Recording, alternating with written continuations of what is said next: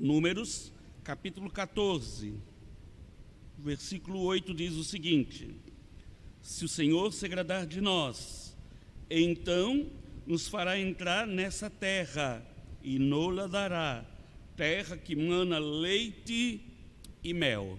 Deus abençoe a leitura da sua palavra. Nós vamos falar com Deus mais uma vez. Pai querido, obrigado pela tua palavra aberta e lida.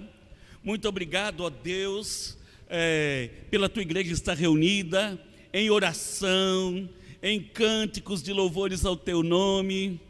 Muito obrigado, ó Deus, porque em meio a lutas e provações, a tua mão está conosco. Ó Deus, o teu cuidado, o teu zelo está conosco. Louvado seja o nome do Senhor.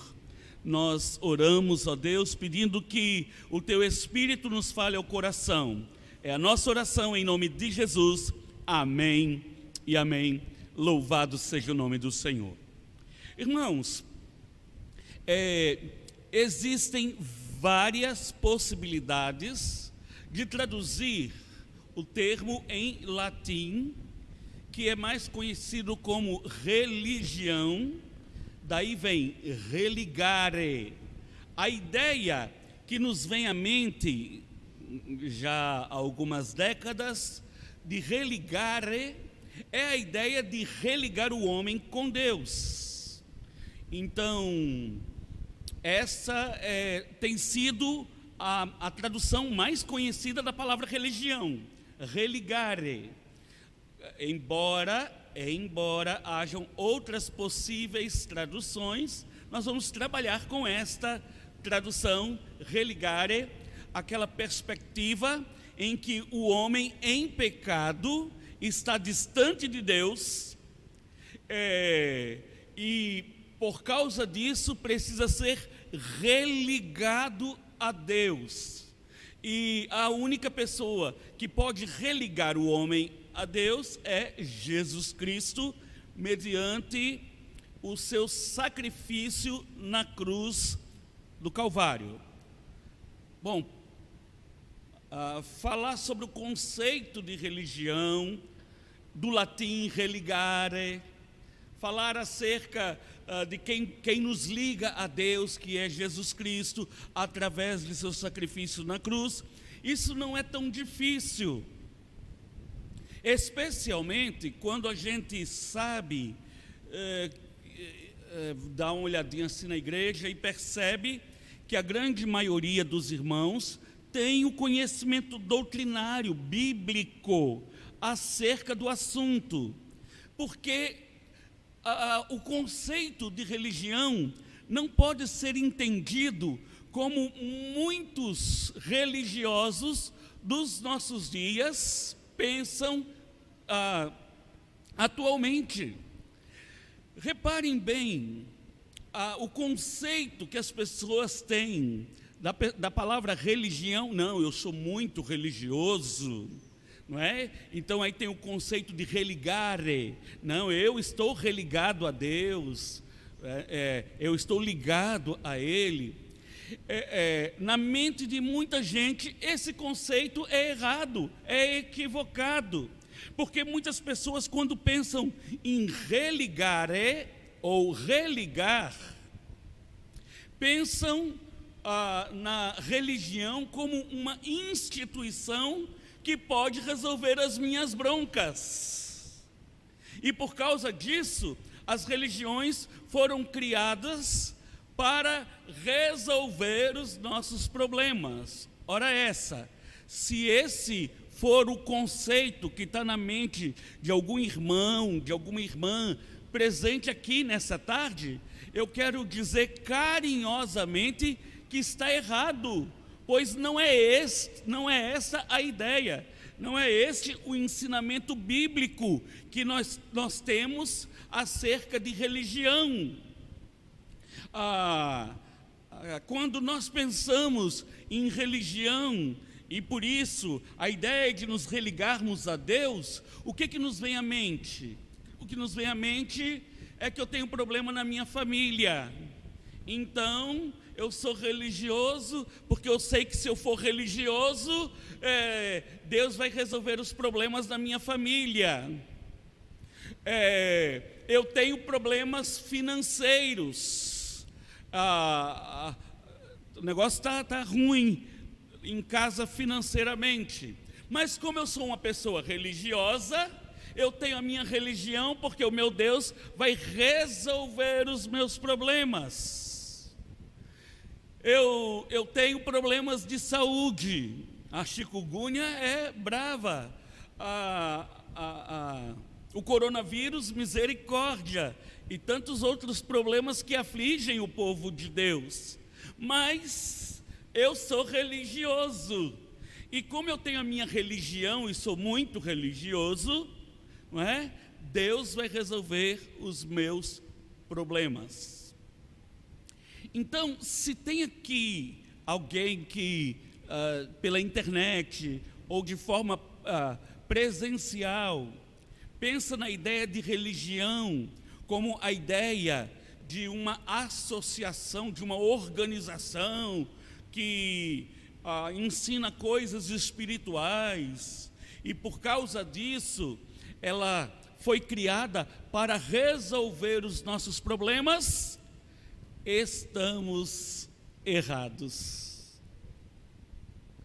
A igreja, ela não foi criada por minha causa, e a igreja não foi criada por sua causa. E se a gente acredita que Jesus Cristo é aquele que nos liga a Deus, isso é verdade, mas Jesus Cristo não veio a esse mundo, não veio à terra por minha causa ou por sua causa, para resolver os meus problemas ou para resolver os seus problemas. Não foi esse, não é esse o objetivo do ministério de Cristo. Tanto o seu ministério terreno, quando aqui esteve, o seu sacrifício, sua morte e ressurreição, sua morte na cruz do Calvário e sua ressurreição, bem como sabemos que Jesus Cristo está à direita de Deus Pai, imaginando que por sermos religiosos, Deus está à minha disposição, à sua disposição, que Jesus está à minha disposição ou à sua disposição. Esse pensamento é completamente errado. Nós precisamos entender que, embora a palavra religare significa religião, embora isso seja verdade, precisamos compreender que religião foi criado para resolver definitivamente o problema da relação do homem com Deus. O Jesus Cristo veio a esse mundo para resolver o nosso problema na nossa relação com Deus. Não é como se Deus estivesse no mundo à nossa disposição para fazer tudo aquilo que a gente gostaria que Ele fizesse, que a gente pensa que Ele pode fazer ou teria disposição de fazer. Está tudo errado. Esse não é o conceito, está tudo errado. Se você tiver vontade de gargalhar, a igreja de Cristo, irmãos, precisa ser vista como uma organização daqueles que amam o Senhor e o adoram na sua vida. Ou então, se você acordar com vontade de chorar, porque a bronca ficou pesada na sua casa, na sua vida ou na sua família, igualmente, irmãos, igualmente, precisamos entender que a necessidade que a gente tem de sermos religados a Deus é porque o pecado nos distancia dele. E não existe comunhão com Deus se não for através deste ato de justiça do próprio Cristo, através do seu sacrifício, nos religando a Deus, fazendo com que a comunhão, que como consequência do pecado tenha sido perdida, agora na pessoa de Jesus Cristo pode ser restaurada. Louvado seja o nome do Senhor. Então, irmãos, Jesus não veio dar uma mexidinha na vida do ser humano. Eu passei dias maus, ainda está doendo o braço, a perna, doendo um pouquinho aqui, doendo um pouquinho ali. Tem dia que acordo com vontade de rir, e tem dia que eu acordo com vontade de chorar, e independente do dia, independente da circunstância, o que tenho aprendido ao longo dos meus anos de vida cristã é que na realidade eu preciso ser religado a Deus, independente do que estiver acontecendo comigo, independente da circunstância, independente da situação. A igreja não foi criada por minha ou por sua necessidade. A igreja foi criada para reunir em assembleia aquelas pessoas que foram lavadas e remidas pelo sangue do Cordeiro através do Senhor Jesus Cristo. Rapidamente, irmãos, de um texto já conhecido e uma situação já conhecida, eu quero compartilhar, Números 14, eu quero compartilhar a verdade espiritual que estamos pregando neste momento, como um reflexo do que aconteceu nos dias de Moisés, quando conduzia o povo de Israel em sua peregrinação ali no deserto do Sinai para alcançar a terra prometida. O que aconteceu nesse texto, Números capítulo 14, é que Moisés manda um grupo de 12 espiões, 12 espias, para a terra de Canaã, para saber quais seriam os desafios de Israel em Canaã, para conhecer os exércitos de Canaã, se eram bem armados ou se não eram bem armados, enfim, quais os desafios que eles teriam à frente. E os espias voltam e começam a dar relatório acerca da viagem, acerca da missão que eles foram cumprir na terra de Canaã. E aconteceu que naquela religiosidade deles, olha, preste atenção, hein? Porque aqui, se não for todo mundo, quase todo mundo é religioso. Preste atenção na diferença da religião daqueles que da narrativa que nós temos aqui em Números no capítulo 14. Preste atenção, logo no versículo 1 e 2. Levantou-se, pois, toda a congregação e gritou em voz alta, e o povo chorou aquela noite. Todos os filhos de Israel murmuraram contra Moisés e contra Arão, e toda a congregação lhes disse: oxalá tivéssemos morrido na terra do Egito, ou mesmo neste deserto.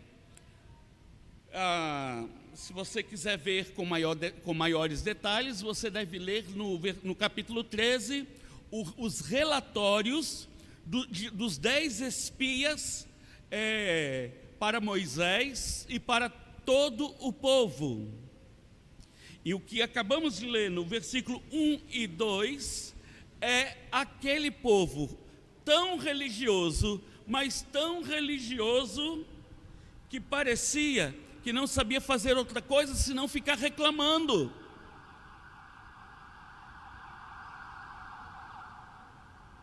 Que parecia que não sabiam fazer outra coisa senão ficar murmurando. A vida é uma droga mesmo. Nada de bom acontece comigo. Olha, os religiosos de hoje em dia, muitos religiosos de hoje em dia, fazem isso também. Uma vida de murmuração. Não é? Agora é o cotovelo que está doendo. Agora é a rótula. Nada vai bem na minha casa. Nada vai bem na minha família. E de repente, até espiritualmente fica enfraquecido, porque você percebe que Deus não faz e não fez por você aquilo que você desejava na sua oração. Estão lembrados na introdução? Quem vive uma religiosidade pensando que o objetivo de Deus é fazer tudo aquilo que a gente precisa, tudo aquilo que a gente deseja, está completamente errado, está completamente equivocado. Então, o povo de Israel tão religioso, mas eita povo para reclamar, eita povo para murmurar, para lamentar, não é? Todos os filhos de Israel murmuraram contra Moisés, contra Arão. Toda a congregação lhes disse: quem dera a gente tivesse morrido no Egito. Atitude de um povo que era religioso, mas que ainda não compreendiam como deveria ser a sua relação com Deus. Quando a gente parte para o versículo 3, nós vamos ver um extremo pessimismo. E por que nos traz o Senhor para esta terra? Para cairmos à espada e para que nossas mulheres e nossas crianças sejam por presa.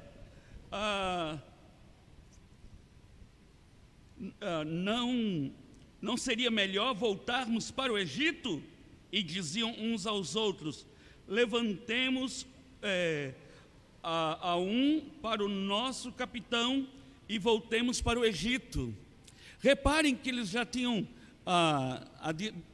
bem adiantada a marcha em direção à terra prometida, e embora eles fossem religiosos, eles também eram pessimistas. Eles não acreditavam na promessa de Deus para a vida deles. Até para usar jargões evangélicos, religiosos, por exemplo, nós somos o povo da promessa. É da promessa até ficar satisfeito. O dia que ficar insatisfeito, o dia que ficar desanimado, o dia que ficar pessimista, então já esquece que o Senhor é o Deus da promessa. Existe cântico espiritual que na verdade você vê erro doutrinário, falando acerca das promessas das Escrituras, falando acerca das promessas de Deus para a vida do seu povo, declarando que nenhuma dessas promessas falharão na minha vida, na sua vida. Esse é outro erro, irmãos. As promessas do Senhor não falharão para o povo do Senhor. Mas o povo do Senhor é muito grande, o povo do Senhor não é pequeno. Se você for um conhecedor das Escrituras, você vai perceber que vários servos de Deus não alcançaram a promessa. Eles não alcançaram a promessa. O povo de Deus alcançou a promessa. Deus não falhou naquilo que prometeu. Mas várias pessoas, dentre o povo de Deus, não alcançaram aquela promessa, né? Alcançou um pouco mais tarde. Mas olha só, irmãos, se temos aqui no nosso meio crente que acha que todas as promessas que Deus fez para o seu povo nós vamos alcançar aqui em vida, está errado. Pode ser que sim, pode ser que não. Pode ser que a gente alcance algumas delas aqui na terra, e pode ser que a maioria delas a gente só alcance na eternidade. Então, esse povo murmurador era também um povo pessimista. Ora essa, Deus prometeu uma terra que mana leite e mel, mas eles duvidaram da palavra do Senhor. Quando eu falo acerca da promessa de Deus, não foi apenas essa promessa, muitas outras promessas Deus fez para o seu povo. Não significa que esse seja o principal objetivo do Senhor na vida do seu povo. Já disse antes, religare, a ação em que Deus vai religar um povo que estava separado, sem comunhão como consequência do pecado. Deus vai religar esse povo através de Jesus Cristo. Embora essa seja a verdade maior, é também verdade que Deus visita o seu povo com bênçãos especiais, que Deus realiza milagres na vida do seu povo, que Deus abre porta de emprego, que Deus restaura a alegria daquele que está triste e abatido. Isso também é fato, isso é verdade, embora não seja a prioridade da missão de Cristo aqui na terra. Agora, irmãos, duvidar do agir de Deus aqui na terra é um problema extremamente grave. E o povo simplesmente diz: que tal a gente pegar aí os nossos líderes, os nossos capitães, e a gente volta para o Egito, não é? Para não passar por esses problemas, enfrentando os exércitos do povo de Canaã.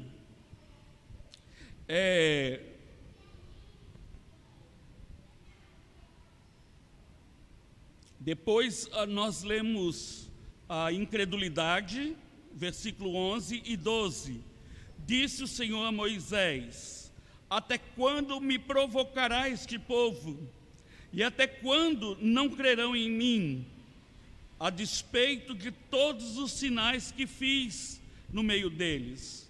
Com pestilência o ferirei, e o deserdarei, e farei de ti povo maior e mais forte do que este. Quando você vai lá para o versículo 22 e 23, o Senhor declara que daquele povo obstinado, reclamão, daquele povo pessimista, ninguém daquele povo entraria na terra de Canaã, senão Josué e Calebe, os únicos 2 espiões que acreditaram que Deus haveria de cumprir aquilo que prometeu. Isso está no versículo 8. Josué e Calebe dando testemunho. Se o Senhor se agradar de nós, então nos fará entrar nessa terra e nola dará a terra que mana leite e mel. Josué e Calebe declarando para a assembleia que eles acreditavam na promessa de Deus, que eles tinham um relacionamento diferente com Deus, baseado numa fé que opera, uma fé que age, numa fé que intervém. Apenas Josué e Calebe declararam que acreditavam na promessa de Deus de alguns séculos, de que Deus daria a Israel uma nação próspera. Se o Senhor se agradar de nós, nós podemos, porque foi Deus que assim prometeu. Sabe, irmãos, eu gostaria de encerrar a nossa palavra neste fim de tarde, exortando, instruindo a gente entender religião não à moda da nossa mente, da nossa cabeça, do jeito que nós pensamos, do jeito que nós imaginamos. Eu gostaria de, em nome de Jesus, exortar os irmãos a crerem em Deus segundo revelado nas Escrituras, não imaginando que Deus vai realizar tudo aquilo que eu penso, tudo aquilo que eu peço, tudo aquilo que eu desejo, que igreja não é apenas um prédio para